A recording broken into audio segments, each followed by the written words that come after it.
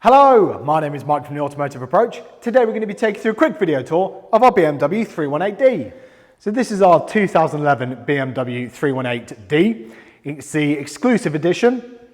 It's only covered 63,000 miles from new, so super low mileage for the age. It's only had 2 former keepers as well, with the last owning it since 2015.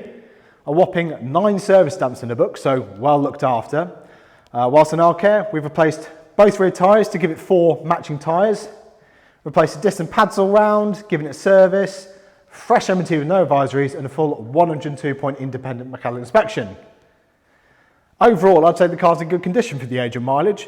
Couple little marks on the wheels and the bodywork here and there, but nothing I wouldn't expect for a 2011 car. Inside,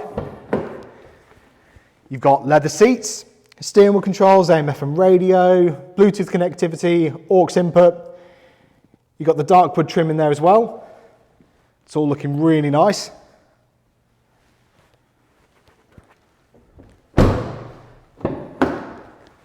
Good bit of legroom in the back. Again, leather's all in really nice condition.